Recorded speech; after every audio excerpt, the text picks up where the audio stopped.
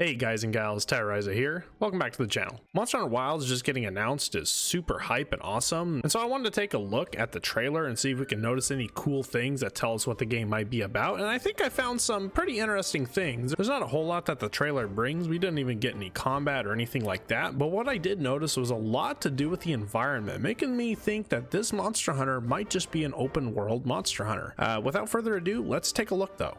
So starting off, it looks like we have an area kind of similar to the Wildspire Waste in Monster Hunter World. It's very deserty, very rock, craggy looking. It looks like we have some new monsters sitting on the ground. They seem to be armadillo looking creatures is what I'd call them, honestly. And it seems like we have differences between them. Maybe it has gender specific roles with the large spikes on some and some without them. And then we see our new hunter riding in. He seems to have a mount that can do multiple things, as we'll see in the video. As we progress further in the trailer, we see our hunter actually running away and guiding our mount from these really large rat creatures. I don't know, I can't describe them really. I can't tell what they really look like, but they seem to have a lot of fur and some really savage looking faces. Seems like they're a pack monster as well, as they're all chasing our monster at the same time.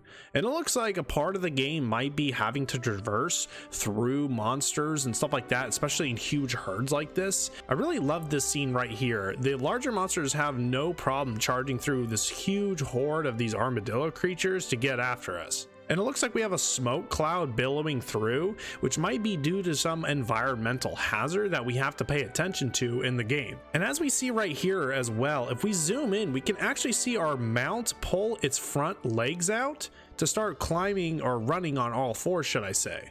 Very reminiscent of Palamutes in Monster Hunter Rise. And speaking to the environmental hazards, it looks like they will play a large role, especially with this awesome looking lightning that comes through. This lightning bolt actually strikes this armadillo's back, giving it this electric charge on the biggest spike it has on its back, which is, I don't know, that's just awesome. I wonder what role that could play into the, I don't know, the creature's strength or something like that.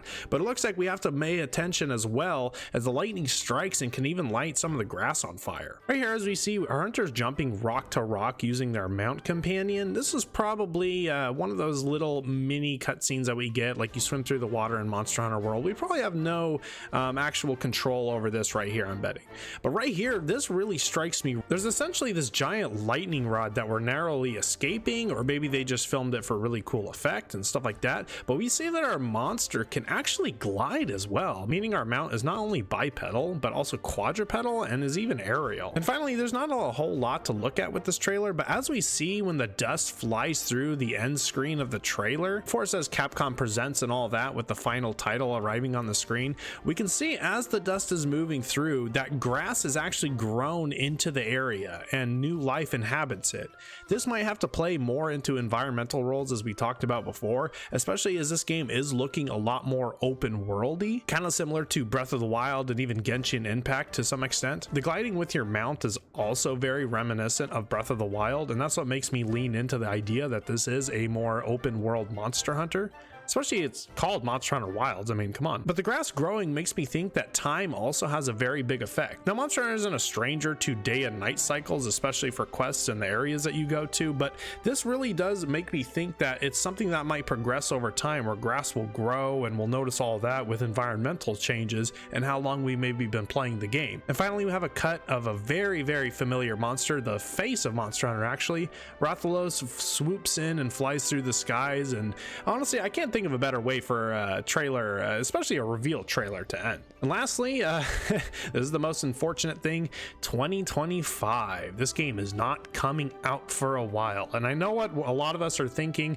That is really, really sad news. It means that Dragon's Dogma is probably the big title they have releasing in spring of 2024, but honestly, Dragon's Dogma 2 also looks really good. And the last thing we have to look at right here is that it is confirmed for PlayStation 5, Xbox Series S and X, and PC. Looks like no Switch this time around though, you guys. And that's all I've got for this trailer breakdown. There are a lot of other things to consider, like the weapon on the hunter's back, but as we don't know more about this title, it's kind of all speculation at this point. I guess this whole video is, but I think it's really cool to notice all the environmental hazards that appear, and even maybe like the progress of time with the grass growing and the dust billowing in and stuff like that.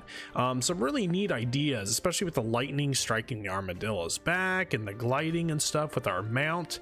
I'm super pumped. If this is an open world Monster Hunter, count me in. And that's all I've got for now, guys and gals. If you enjoyed the video, please consider leaving a like or even subscribing to the channel. I also have a Discord that is pretty freshly made, but I'll add more to it as time comes. I suggest you hop in there if you want to pair up to play some Monster Hunter World in the meantime, especially because we're not going to be getting Monster Hunter Wilds for over a year. It's going to be quite a long time. Either way, I really appreciate you clicking and watching the video. It means a lot more than you know. Having made it through the video, do you think Monster Hunter Wilds is going to be an open world game? Is there anything that I missed in the trailer? And why the heck is it coming out in 2025? Please let me know in the comments down below. But without much more to say for now, this has been Terroriza. I'm signing off. I'll catch you all in the next one. Peace.